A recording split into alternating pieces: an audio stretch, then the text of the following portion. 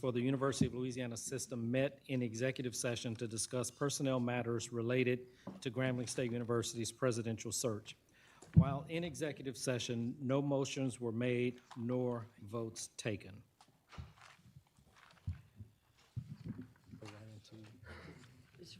Need to come out and then go back in. Yes. So may I have a motion and a second to return to regular session? So moved. Moved by Ms. Donahoe. Second. Second by Mr. Busada. We need a roll call vote. All in favor say aye. Aye. Any opposed? Ayes have it. I'll now turn it back over to Dr. Clark for the next candidate. All right. Well, thank you, committee, for round one of 6. So we're just getting started here. I want to re-welcome those of you who were here earlier and extend an initial welcome to those of you who are coming for the first time. My name is Jimmy Clark. I serve as the chair of the UL System Board of Supervisors. There's some perfunctory things that we need to do at the outset of each of these interviews, so allow me to say that before we begin today, let me remind you that anyone who wishes to make a public comment about an agenda item must complete a testimony/information card and hand it to a UL System staff member who is seated here at the front. Comments will be limited to 2 minutes. That also asks, as a courtesy to everybody, for you to please turn off your cell phones. And again, we are reconvened. Do we need to take a roll call again? Yes, sir. Okay, would you then proceed with that? Yes, sir. President Rick Gallo, Here. Mr. David Aubrey, Here. Mr. James Bradford, Here. Mr. Alvin Bradley, Here. Mr. Barry Busada, Here. Dr. Jimmy Clark, Here? Mr. Steve Davison, Here. Miss Lola Donahoe, Present. Mr. Wilbert Coach Ellis, Here. Miss Alexa Johnson, Here. Mr. Al Perkins, Miss Elizabeth Pierre, Here. Dr. Frederick Pinkney, Here. Dr. Gary Poe, Here. Dr. Tammy Richardson, Here. Mr. Virgil Robinson, Here? Mr. Rodney Welch, Here. Miss Bailey Willis. Thank you. We have a quorum. All right, thank you, Erica. At this point, I'm going to turn the meeting over to our committee chair, President Rick Gallo. Thank you. Earlier, we began the process of conducting public interviews with our 6 semifinalists for the position of president of Grambling State University. We are pleased that each has accepted our invitation to visit Grambling and to meet not only the search committee, but also with faculty, staff, students, alumni, and community members who together make Grambling the great university that it is. Not only are we afforded the opportunity to interact with all the candidates to discern their ability to lead this institution, but also the visits allow the candidates to determine whether this is the best path for each of them. We have just interviewed Dr. Marquis Pierre, and the search committee will interview Dr. Martin Lemelle shortly. Later, we will interview Dr. Gregory Ford. The remaining 3 semifinalists will be interviewed tomorrow. Does any member of the committee have any questions at this time? Does anyone from the public have any comments at this time? President Gallo, we have no comments at this time. All right. Now, before we begin our interview with semifinalist Dr. Martin Lemelle, I would like to share with you the framework for today's interview. Dr. Lemelle will provide an opening statement, and then the search committee will ask questions. After the search committee has exhausted its questions, Dr. Erica Calais may address questions to the candidate that have been submitted by the audience. Again, if anyone would like to submit a question to be considered, please do so by completing a yellow card and turning it in to one of our staff members. We will entertain as many public questions as time allows. Following the public interview, the committee will enter into executive session to further dialogue with the candidate. Once Dr. Lemelle has been interviewed and his executive session has concluded, the search committee will return to open session and recess until 4 p.m. today, at which time we will interview Dr. Gregory Ford. At this time, I'd ask that we bring in Dr. Lemelle.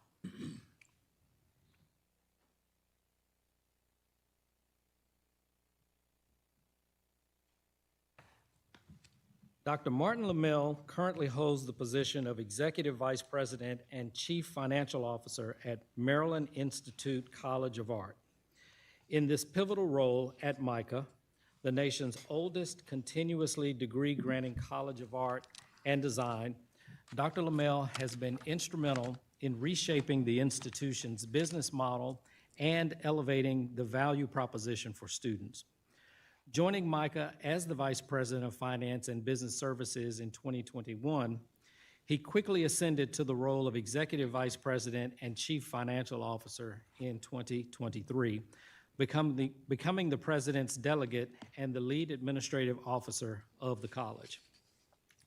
As a key member of the President/CEO's cabinet, Dr. Lemelle oversees an organization of over 600 employees and more than 2,000 students. His purview includes providing divisional leadership for business services, finance, strategic initiatives, governmental relations, and the Baltimore Creatives Acceleration Network teams. Under his guidance, he manages a substantial operating budget of $91 million and stewards a $120 million endowment. Before his tenure at MICA, Dr. Lemelle served as Executive Vice President and Chief Operating Officer at Grambling State University. Renowned for its leadership in computer science and developmental education, Grambling witnessed significant positive transformations under his leadership. Dr. Lemelle's tenure at GSU was characterized by transformative achievements. Notably, he led the brand activation strategy for Beyoncé's Ivy Park collection launch, resulting in 12.8 million impressions featuring the world-famed Tiger Marching Band. His strategic lobbying efforts alongside the Thurgood Marshall College Fund resulted in $87 million of debt forgiveness through the Coronavirus Act. Under his fiscal leadership, GSU achieved 3 successive audits with no findings, demonstrating a commitment to financial transparency and responsibility. Dr. Martin Lemelle significantly improved financial ratios, resulting in a 200% increase in the university's fiscal health score. Dr. Lemelle is a magna cum laude graduate of Grambling State University with a BS in accounting. He received his MBA from the George Washington University in Washington, D.C., and his doctorate in business administration from the Schema Business School in Paris, France. Thank you, Dr. Lemelle, for joining us today. Would you please take a few moments to introduce yourself and provide the committee with an opening statement? Well, thank you, everyone, and good afternoon, Grambling. Good afternoon. If you would just give me one moment, I need to be able to take in this audience that is here today. This is home for me, and I am proud to be here. When I think about the arc of my journey at Grambling State University and in Grambling, Louisiana, it starts in St. Landry Parish. When my great uncle, the late Representative Charles Hudson, and my great aunt, Willie Huey, who's here in the audience today, were encouraged to pursue their education at Grambling State University. When Fred Hobdy went to the small town of Sunset, Louisiana, and saw my dad playing basketball and encouraged him to attend Grambling State University. I'm a third-generation Gramblingite. I had the great fortune to grow up on this campus. When I came in this morning, it was certainly a shorter commute than Washington, D.C., but I had a sense of nostalgia. This building that we sit in today is where I graduated 5th grade. I went to elementary school across the street at Amber J. Brown, and I studied in the halls of J.T. Stewart as a business major in accounting. When I started as an administrator here at Grambling in 2016, there was not a BS in nursing program. When I left in 2021, the progress was on the way.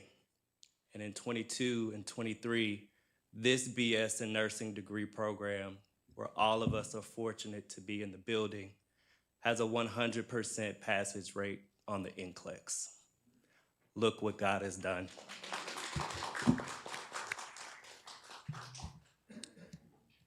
I am here today because of and for Grambling, Louisiana, and Grambling State University.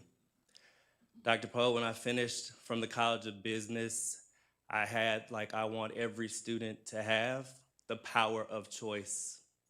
As an accounting major, I had offers to go to every Big Four accounting firm, and I chose through the partnership of Thurgood Marshall to take a different route and go into financial planning and analysis.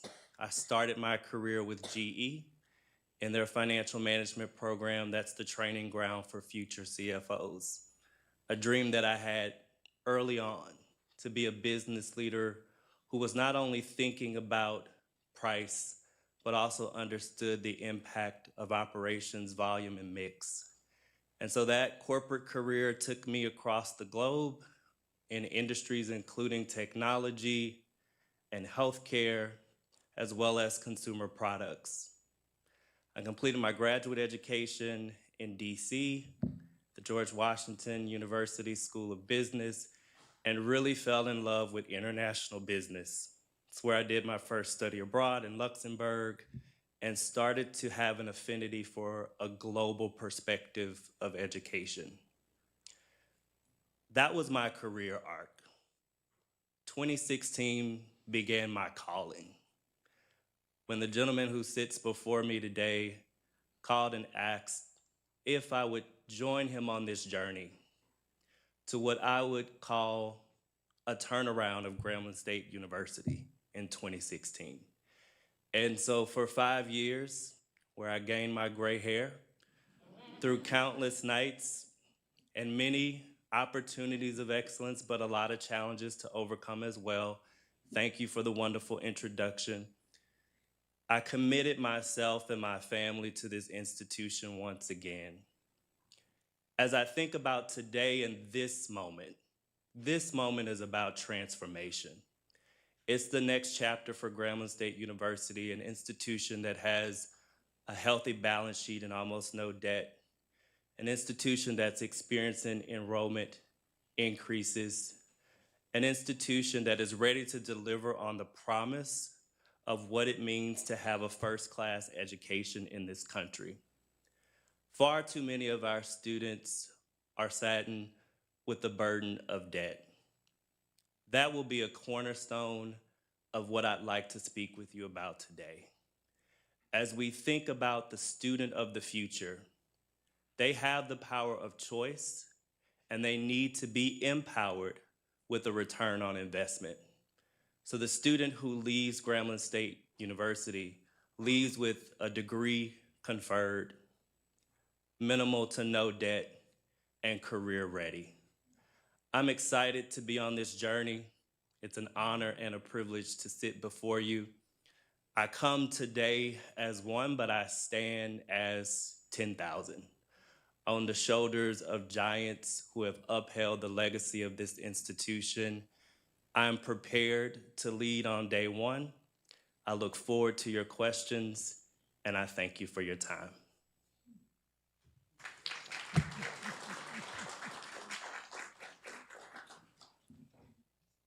All right.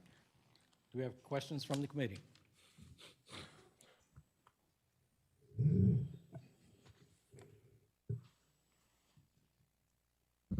Dr. Lemelle, good afternoon. Good afternoon. I will be leading off the litany of questions that we will be asking of you today. The first one, what specific aspects of Grambling State University led you to consider applying for this position? Thank you for that question, Dr. Pinckney.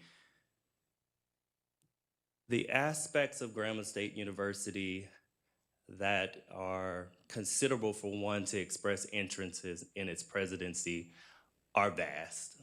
When you think about the brand value proposition of this institution, not only is our band world fame, but our brand is global. I want to be a part of an organization that is prepared to take higher education into its next chapter, we have to focus on the quality and strength of our academic programs at its core. That includes looking at programs that are on the low completer status, as well as investing in programs for future growth. When I think about the student population that we serve at Grambling, over 90% Pell eligible, almost 90% receiving federal aid, oftentimes first generation, we have a unique opportunity to take the story that the student enters Grambling State University with, whether that's a story of socioeconomic lack or a story of being first generation and not having access to resources. We have an opportunity to invest and polish that diamond to its greatest luster and have that story be the student who leaves with a career and a thriving economic opportunity, not just for them, but for their family. And so that's why I'm here today. Good afternoon, Dr. Lemelle. So my question is, how do you plan to establish accessibility and foster engagement with students, faculty, and staff? Thank you for that question. And the SGA session today was phenomenal.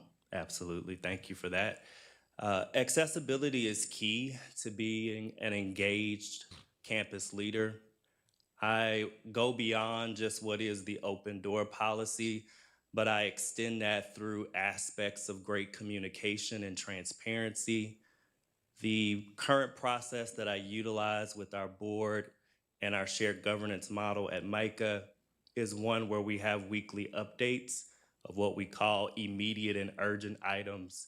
And then we focus on monthly key performance indicators that give our community a status of how we're doing, whether that's enrollment, academic program success, or student success.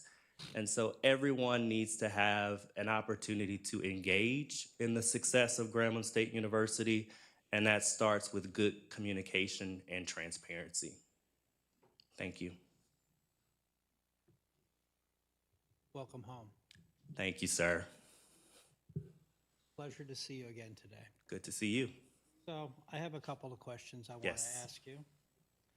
The first question has a couple of parts to it. Okay. First one's a yes or no. Do you think it's important a leader has a vision for the organization that they lead? Absolutely, yes. I knew you'd say that. When you become our next president, when will you construct that vision? And the second part of that question, how will you construct that vision? Thank you for the question. Vision is a responsibility of a leader, but vision gets executed through good shared governance. That is a collaborative process whereby which faculty, staff, and students and our community engage in setting that vision.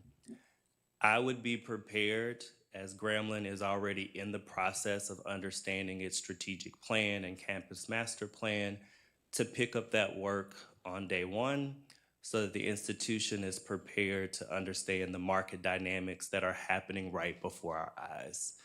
And so, yes, there's a process and a framework. I have a particular methodology that's near and dear to my heart. It's DMAIC, define, measure, analyze, improve, and control. That's what guides most of my work. And so I'd be interested in understanding what's currently in the process flow, and then certainly activating the full community to realize and have ownership and investment and buy-in in what will be the strategic direction of the college. Okay. Second question I want to ask you is, shared governance has lots of meanings and applications, often interpreted very differently by administrators. Yes. How do you find shared government, and what strategies do you implement to foster shared governance at Grambling? My simple definition for shared governance is shared accountability, but not shared decision-making. And so every aspect of the university community needs to be included in active discussion. Discourse is helpful. It's a part of the academic enterprise. We should have difference of opinion at times, but we need to be focused on the end result and common mission and goal.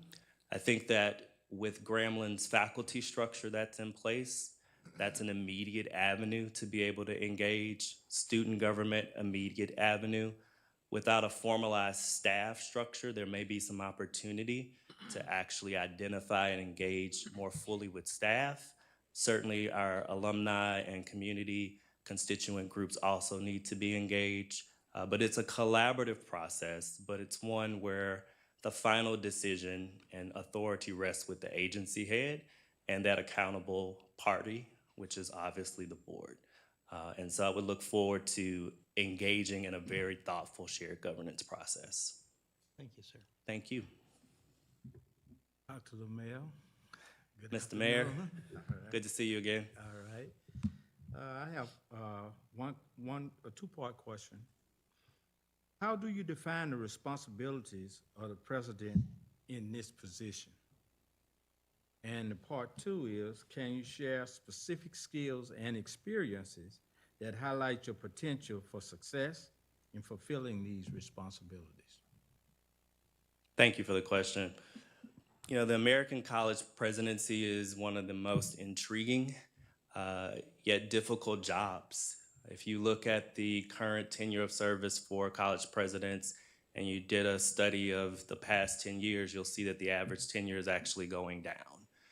It is a job that requires the readiness for the 2 a.m. phone call. It's a job that requires the ability to engage with students, faculty, staff, legislators, you name it. It's a job that requires operational execution, as well as thoughtful diligence when it comes to thinking about vision and strategy on curriculum and pedagogy. My skills, as I think about my preparation as a leader, I come through the business vein. I come through the CFO track. My forecast is that within the next 10 to 15 years, you will see more college presidents coming through the legal and the business track because of the shift in the environment. Yes, academics is core to our mission. It will always be. Running an institution requires a multitude of different skill sets. And my skills, both in the preparation in higher ed over the last 7 years, as well as my experience in the corporate world, are well aligned for what is the modern presidency in the United States. Dr. Lemelle, I have a question for you. Yes, sir. Grambling has established noteworthy partnerships and innovative programs, connections with various industries, presenting opportunities to address industry demands, boost enrollment, and potentially enhance private revenue. Could you share your experiences and insights regarding your involvement in such collaborative initiatives and how you contributed to their success? Thank you for that question. Partnerships really fuel success. If I think about the establishment and the reconnection of partnerships in 2016 when I started as an administrator, we had some bridge building to do. We had to reconstitute relationships with the stalwart companies such as IBM and Microsoft to reinvest in our institution. We were able to not only think just through one vein of a partnership through a contract or a partnership through an internship, but the full experience of how a partner adds value to Grambling State University. So when you think about, I love a good brand moment, the wonderful Sodexo Magic and the partnership that fuels our dining facilities, that partnership was multi-layered. It came with a new dining facility, a new contract, unrestricted donation to the institution, internships for students, as well as an ongoing investment for philanthropy from its principal, Magic Johnson. And so when I think about partnerships, I think through the holistic lens of partnerships. We just wrapped up a deal with Viacom for Micah to do a reality television show around the next great artists. That partnership included not only the programming at the institution, but also earned media opportunities and internships for students. So partnerships is core to how I operate.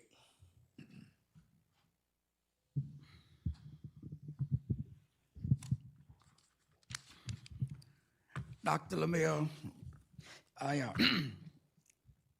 have two questions. Yes, sir. And I'm quite aware of that when, you're on this panel and the audience watching you, they listen to what you say and who you ask questions to. So they make sure that if I ask one candidate a question, that I should ask the next candidate the question, and then they'll say, well, he didn't ask him that. But there's also a possibility that I might ask a question I already know the answer, and because they said that's not good logic, but sometimes you do. So in there we have 3 Grambling nights in the final 6. Well, my approach to the Grambling nights is different from my approach to a non-Grambling night. Because as a Grambling night, I expect certain things. I expect that Grambling night has a debt to Grambling, that he or she should pay on. And my question would be to the Grambling nights that you graduated from Grambling, you've gone on to good things. If I look in the books, will I find your name as a donor, a substantial donor of giving back to Grambling State University? Now, I'm not going to ask you that question, even though you're going to say yes. You know why I don't have to ask him? Because I know the answer. I know the answer because I've been asking. So I said that so that when I ask those other people that, you won't say, I didn't ask Dr. Lemelle that. So Dr. Lemelle, have you given back to Grambling? Yes, sir. Thank Thank you you. for the question. All right. I'm sure you're familiar with the widespread, this really sounds kind of unnecessary, because when I said that, I know you are. I'm sure you're familiar with the widespread budget challenges in higher education. It's imperative for the next president to possess a comprehensive understanding and adaptness, managing budgets, prioritizing expenses, and exploring new revenue streams. Can you share insight into your experience in navigating and addressing these financial aspects? Thank you for that question. That one certainly is in my wheelhouse, without question. Having served at 2 institutions as a CFO, I'm intimately aware of the opportunities for funding. When I think through just classical finance training, oftentimes they tell us you can impact the health of an organization through 3 core metrics. That's price, volume, and mix. And so we're at a point where we talk about student affordability, and price really isn't our greatest lever. We're at an intersection where we're seeing enrollment growth, and so volume is increasing, which is a good factor of success. But we have a real opportunity when it comes to mix. And so how do we diversify our streams of revenue, as well as diversify the channels whereby which students come into the institution? When we look at just revenue by source for Grambling, we're at about 11% on a state appropriation basis. And so when you think about the gap and filling that up, what other sources can we earn revenue from, right? There's the federal grant side. There's an opportunity to get more connected in our philanthropic efforts. And so I really see this transformation journey for Grambling has to be centered by a comprehensive capital campaign, one like the institution has never witnessed before, and one that really will sustain its viability going forward. Thank you. Dr. Lemelle, Yes, sir. I have one question. How do you perceive the challenge of balancing academic and athletic priorities with a university setting? And what are your thoughts on effective managing this balance? Thank you, Coach Ellis. It is a constant imperative for an organization with an athletic enterprise to ensure that student success is at the core of its operation. It's well documented that students who are engaged in the fabric of campus life have better graduation and student success rates. Students like Ms. Bailey Willis, who's actively involved in campus life, students like our quarterback, students like our soccer team. To balance that equation going forward, when it comes to the finances, I think that's probably the central core of the question, right? You look at an operational budget and you look at an auxiliary budget, and the conversation is always, how do you fund and maintain an athletic enterprise? It is continually the front door to our experience. It is part of the DNA, and a big part of Grambling's success is its athletic tradition. I'll go back to the point I made about the CC, the capital campaign. For us to have a viable, both academic enterprise where we recruit world-class faculty and pay them well as a thriving athletic department that's able to have the best amenities and best experience, it takes money. So my primary focus early on, if afforded this opportunity, is to be fundraiser in chief. And so that is a commitment, that is an imperative. It is core to the strategic success of the institution. Thank you. Good afternoon, Dr. Lemelle. Good afternoon. Certainly, there's no denying that there is a growing external focus of the job of a campus leader. What would you do really to connect your thoughts on effectively managing this balance? Or what would you do to help bring the community, legislators, the business community, and others together to win for Grambling? Oftentimes there's a lot of silos, and the expectation is somebody's doing this, and we got all these various constituent groups, a lot of them represented in this room today. We need some togetherness. So what would you do to bring the overall community of this institution and the stakeholders together to win for Grambling? Absolutely. I think the first thing is we need to write that phrase down, win for Grambling. I think that's got some good legs. We have to communicate and tell the essence of our story. And so the messaging that comes out of the central strategic plan has to be messaging that's ready to engage the full ecosystem of the Grambling community. And so when you think about something like a capital campaign and a strategic plan, yes, there's a process for stakeholder engagement and feedback. I think that's common and customary. We have to get our constituents connected to vision and strategy going forward. And so when we think about the new academic programs, the launch and opening of marquee buildings such as the digital library, each marquee moment across the life of this campus is an opportunity for engagement. It's an opportunity for good public relations. It's an opportunity for legislative support. And so we have to do a great job at telling our story and being in command of that narrative. We do not want to be in a reactionary posture when it comes to telling the good news of Grambling State University. I've been working with a public relations firm over the last 6 months at the Maryland Institute College of Art, MICA, and we are prepared over the next year to have national placement, to have featured media stories. And so I think that is critical to success in this very competitive space that we're entering into in higher ed. My second question is, You got two? yes, I would not let you give more questions than anybody today. And I did ask this question of the other candidate like yourself. Do you have, or who would you identify as your business mentor or your higher education mentor? Someone that you've certainly watched their progression or their path. And what do you see about them that really motivates you and gets some leadership going? Absolutely. I would definitely say for me, Reginald F. Lewis. You know, when I think about the arc of his story as an African-American businessman, the first to reach certain economic levels of success that start with a B. He's a good brother, or was a good brother of Kappa Alpha Psi Fraternity Incorporated. There are a lot of parallels in what I see in his story that really inspire me, not just from my business perspective, but how he navigated life.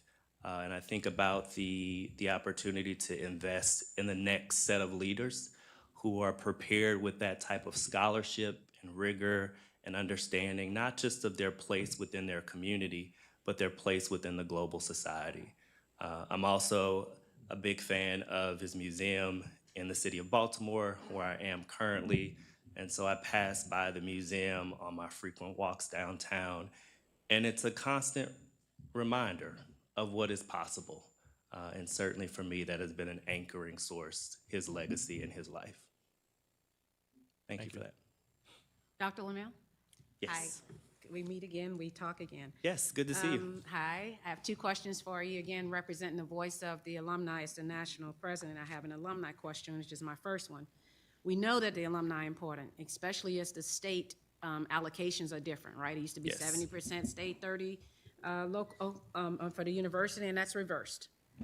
And what I want to know is how you're going to engage the alumni strategically. Oftentimes, we're asked to give money, right? But there's more. And so I wanted to understand that transparency piece. How would you engage the alumni? And it's very hard in all of the candidates' information submitted online, et cetera, to see what they have done with the alumni. So I want to understand that strategically. How do you plan to engage the alumni? Great question. You know, part of where I would start with alumni engagement is meeting people where they are. My experience as alum of the institution has been one that's pretty unique. You know, I've been in the Atlanta market and done recruiting. I've spoken at the LA chapter scholarship breakfast, had an opportunity to be in the park with the DC alumni chapter. And so each footprint is a little bit different. Where I think we have an opportunity is to engage the alumni community in a core set of expectations for university support going forward. Envision, if you will, a freshman or first-year class at Grambling State University that's prepared and empowered with an alumni mentor. A day one connection with someone who has traveled the path that this person is getting ready to start. A day one commitment from that alum to invest both in time, talent, and treasure in that student. That's how we break a generational cycle, right, of disinvestment and disengagement. And that starts with us, the leadership, being able to communicate that vision and properly set expectation. And then my second question, discuss the president's involvement in fundraising efforts and share how your past experiences prepare you to contribute to this vital aspect at Grambling. Absolutely. The president certainly to me is core to fundraising. Recent statistics through presidential surveys say that some presidents spend almost half their time fundraising at this point, externally engaging both in the philanthropic circles as well as in research and alumni engagement.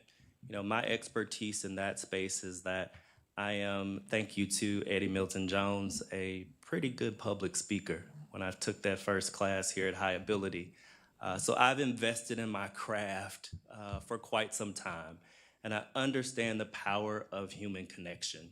There's not a space that I enter that I don't reverence with a sense of sensibility for who's in the room and what connections that we can make.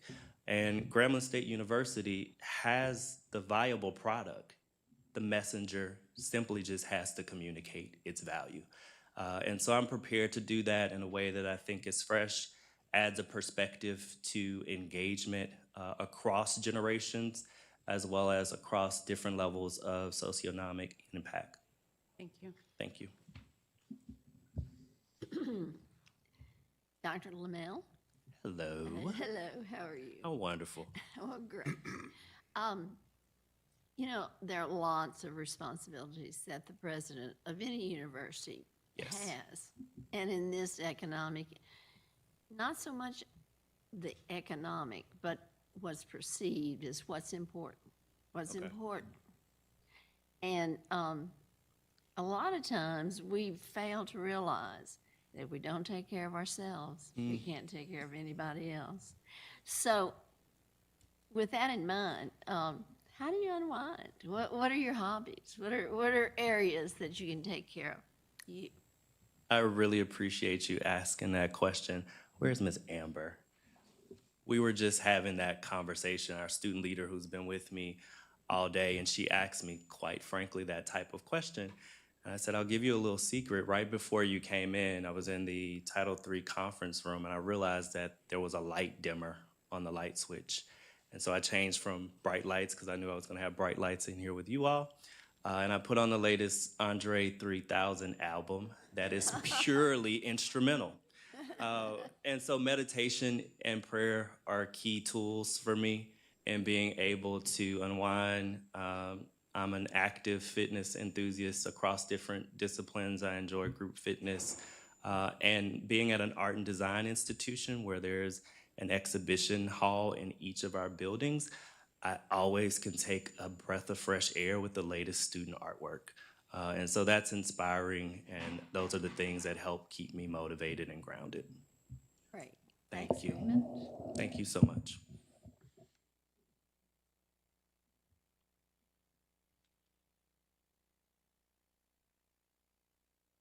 Any more questions from the committee?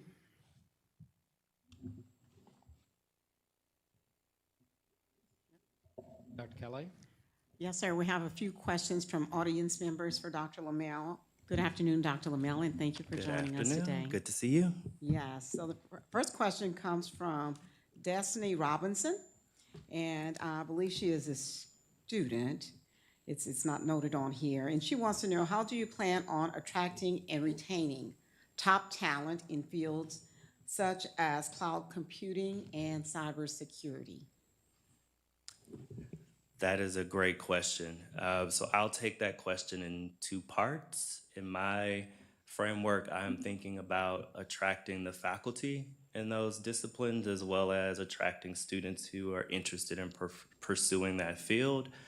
Certainly, that's a competitive field that requires a competitive wage, and we have to look at opportunities to grow our full-time faculty ranks, but also supplement with professional professors of practice, quite possibly, where their industry expertise could benefit Grambling, but they're not at a point in their career journey where they're ready to make a transition to a full-time faculty role. So I think that's a great bridge to connect industry partnerships with the academic environment. And then from a student perspective, you know, we have to communicate our message to students in a variety of different ways, both through traditional one-on-one connections and recruitment fairs and being in high schools, but also through our digital presence. You know, I really want to make sure that we're thinking through how we can do some targeted advertisement to students who are interested in a particular field. Gone are the days, in my opinion, that a student just chooses an institution because of its overall brand. Students are empowered with tools like College Scorecard and Niche today to be able to get on their phones and within a matter of minutes do a comparative analysis that would have taken me probably 30 minutes to do when I was thinking about going to a school. And so we have to be competitive and honor our messaging. And then the final part is, if you're going to recruit the next great student to study cybersecurity, cloud computing, you got to come with the money. And so we have to find ways to grow our investment in our institutional aid so students are taking on less federal aid. Great, thank you.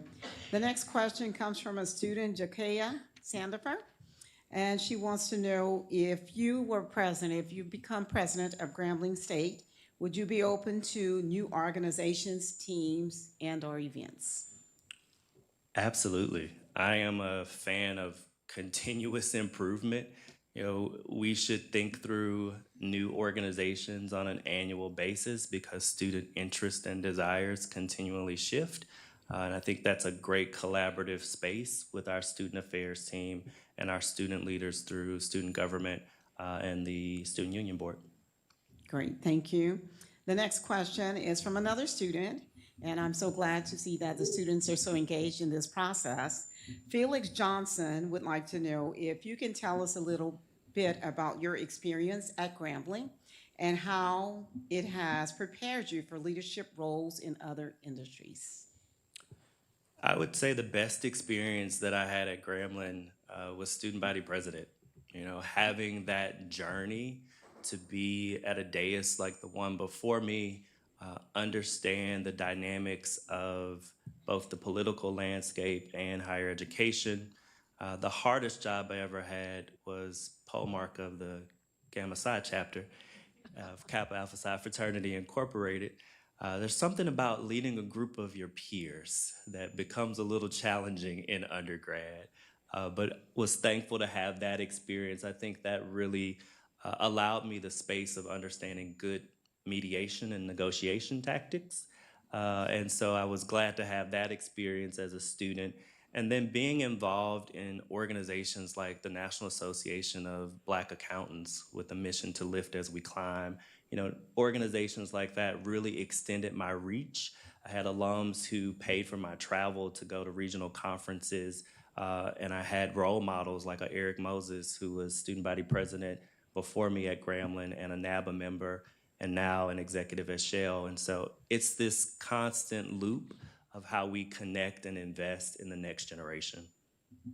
Thank you. The Thank next you. question is from another student, Tyree Ollie.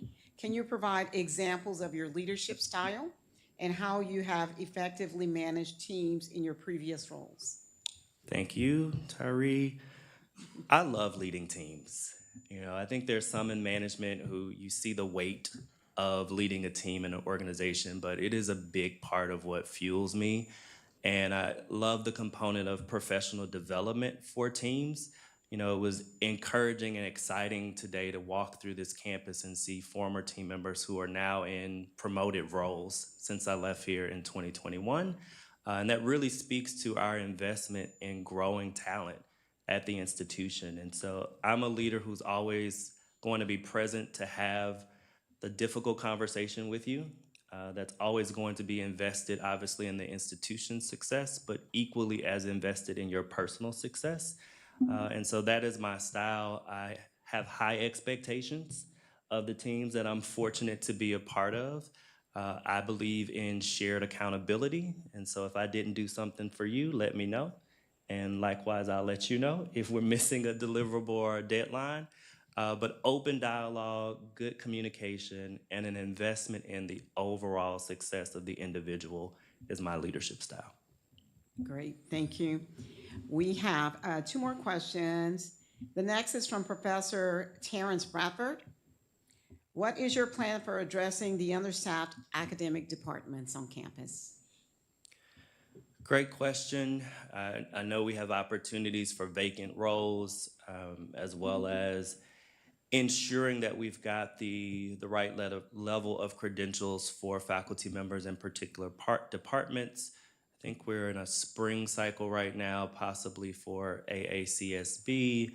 And so that is critical for the College of Business to ensure that we have the appropriate faculty. One of the things that I would say I do very well is recruit great talent. And so having the networks and the inroads to really not just go into the advertisement space on higher ed jobs, but reach into professional circles and leverage support where it's needed. So that would be one of the first things I'd be interested in doing, is understanding where there are gaps, particularly in the faculty support. Excellent, thank you. And the last question, Dr. Obadiah Simmons. And his question is, how do you envision maintaining an open line of communication with state legislators and congressional offices, irrespective of political affiliation? Great question. Thank you for it. We have to continue to share the message of Grambling State University with our elected officials. That includes being present when they're hosting, roundtables and open forums, finding opportunities to be at committee hearings, finding ways to engage our students with the legislative body, and then certainly welcoming them to our campus. I think the last time I was in this building and the first time I used that board was to welcome my friend and colleague, Dr. Julia Letlow, to Grambling State University. And so finding spaces to invite the fabric of Louisiana to experience what is the wonderful Grambling State University would be a big part of our mission going forward. Thank you. President Gallo, that concludes the questions from the audience members. All right. Thank you, Dr. Calais. Did you have a question from Dr. Carter?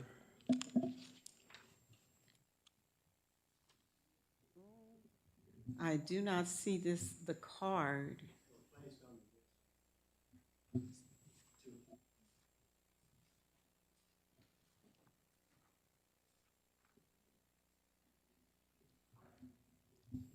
Since I do not see the card, do you mind if he approaches the We testimony? would welcome that, I believe. Okay.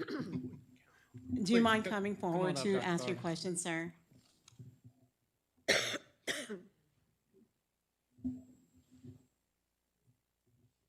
And my apologies. How you doing? Congratulations. Good to see you, sir. Thank you. Thank you.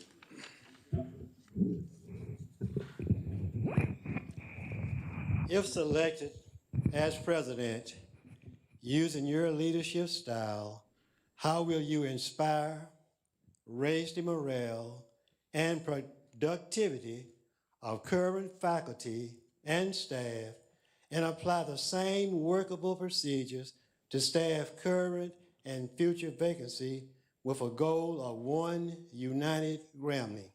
That's question number one. You want to take that, then answer the second one. I think we can take this show on the road. So, inspiring good morale is critical to organizational success. I believe it was in 2018, we did one of the first engagement surveys for the campus. And essentially that gave us real-time sentiment analysis across the organization on every type of metric. I think we're probably due for a refresh of that type of survey so that we can have a baseline of understanding, really where are the pain points within the organization. There are certain critical factors that I know will always remain. Comp and benefits are probably right up there. On the student side and understanding, as we talked in the SGA session, about what is our service level commitment to customer service and excellence at Grambling, that would be an immediate conversation as well, so that we can ensure that what we say matches what we do. And so that's a very critical component to organizational success, both for the employee workforce, but also for students. And then having those one-on-one dialogues. I promise you, if afforded this opportunity, there will be no shortage of conversations that individuals across the campus would like to have. I welcome those. It's a great space. I seek first to understand and then to be understood. And so I come in with a listening ear and an open heart for your conversations.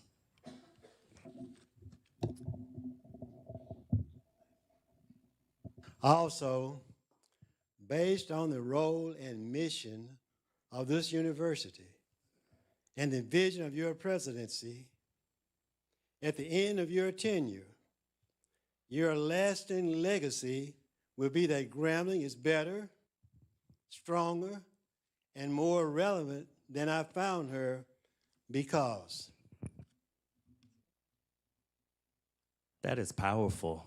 When I think about that statement, I think it goes back to faith says that it's possible. Hope says it's possible for me. And so if we could look into the eyes of that starting freshman class in fall of 2024 and assure them with a possibility that you enter today and you'll graduate in the next 4 years, that for me feels like success. If I think about our workforce, the faculty and the staff, those who have committed 20 plus years to this institution, to see the trajectory of their compensation and benefits shift. I was looking at the data over the past 5 years. We've had about a 9% overall increase on particular faculty lines. Is it beating inflation? No, it's not. So we have work to do. If I think about the size of our endowment and what a larger endowment can do for Grambling State University, the average endowment contribution percent is between 5 and 7%. And so you think about investing in a capital campaign that literally changes the economic trajectory of a student leaving this institution. That's a good story to tell, and it's one I hope we can build together. Thank you. Thank you, President Gallo. President Gallo, we have a couple more questions that have come through, and these questions are from alumnus Lonnie Smith to you, Dr. Lemelle, and we will have a few more after. So, Rick Gallo was the fourth longest serving GSU president. How long do you plan to serve? That's a good fact. I don't know if I knew that fact down like that. You know, I'll answer that in this way. I am fortunate to be at a point in my life and in my career where I would say I have considerable runway. Thanks be to God, in May of this year, I'll celebrate my 40th birthday. And so I see this as an opportunity to have a capstone experience and culminate my academic career here at Grambling State University. And, you know, the last time I checked, I don't think the board was offering long-term appointment letters. But it's surely my intent to earn the respect of this board and this body to continue to serve this institution, if so lucky. Thank you. Thank you. Second question from Lonnie Smith. In regards to the long-term stability of an institution, a strong functioning endowment is essential. What role and priority do you place on endowments?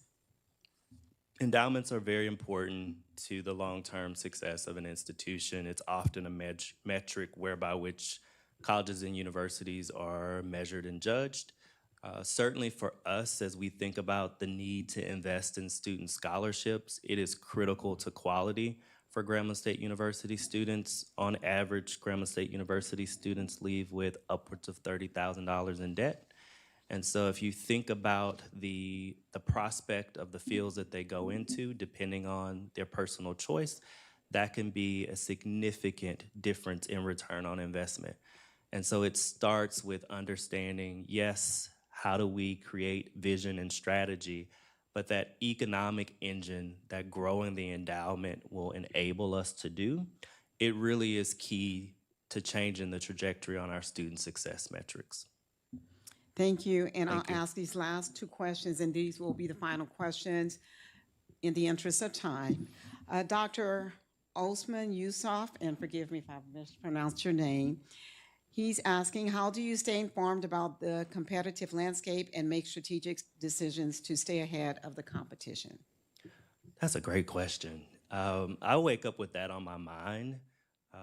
Again, through my preparation and lens, understanding the landscape is very important. Currently at MICA, we have a weekly strategy call where we're understanding our current application cycle versus our peer set. I think it's important to be aware of those dynamics, but also connecting yourself through industry insights.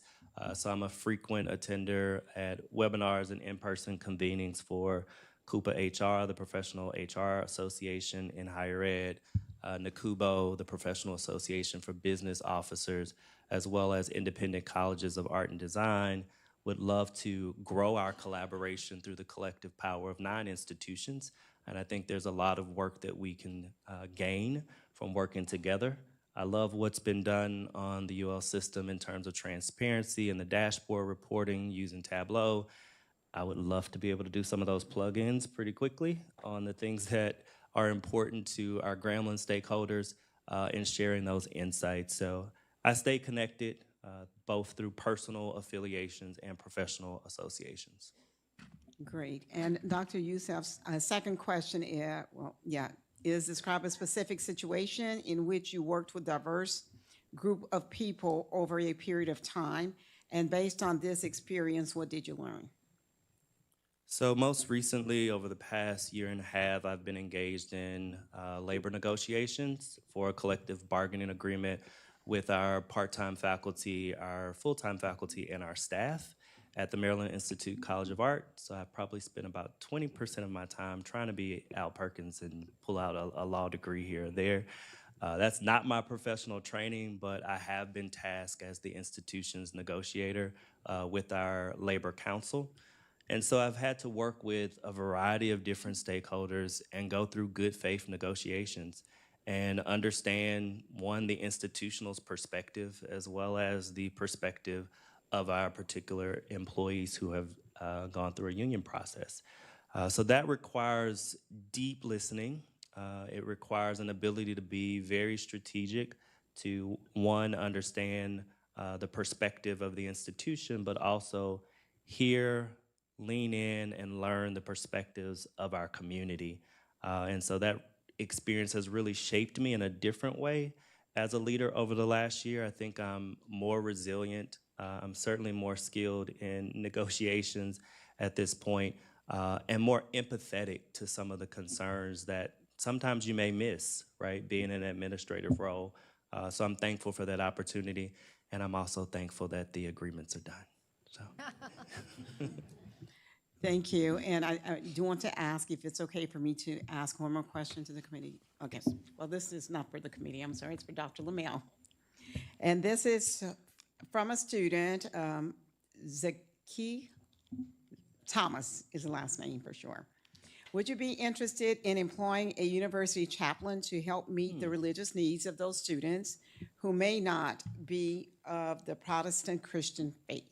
It's a great question. You know, in the space of public higher ed, understanding the nuances and complexities of the interfaith community is important.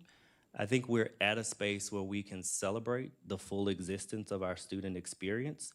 Oftentimes, that doesn't look like a fully staffed role. I had a question earlier today about a chief culture officer, I believe, right? And so there are a lot of areas across the campus that I believe are probably underserved, whether that's because they're communities who are marginalized for one particular reason or another. Experiences, international students, we were talking with them earlier about their lack of access to certain funds and scholarship and entrepreneurship opportunities. And so we have to think about how do we weave everyone into the fabric that is Grambling, but do it in a manner that's responsible with our resources as well as connected to our strategy. Thank you so much, Thank you. Dr. Lemelle. Okay. At this time, I would ask that the committee meet in executive session pursuant to Louisiana Revised Statute 42:17 to discuss the personnel matters in association with this presidential search. While in executive session, the committee may meet with its staff, legal counsel, or other persons it deems necessary. No motions nor other action may be taken while in executive session. Our legal counsel, Mr. Brandon DeQueer, managing partner of DeQueer, Clark and Adams, is here. Is there anything that you need to add to that, Mr. DeQueer?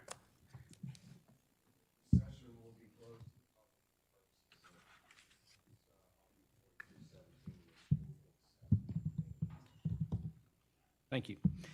May I have a motion and a second to go into executive session? So moved. Moved by Ms. Donahoe, second by Ms. Willis. We need a roll call vote. Yes. Mr. Barry Busada? Yes. Dr. Jimmy Clark? Yes? Mr. Steve Davison? Yes. Ms. Lola Donahoe? Yes. Miss Elizabeth Pierre? Yes.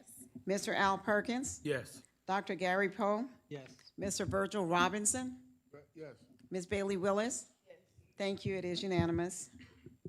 We will retire to room 168, student lounge. Okay. I go to that as well.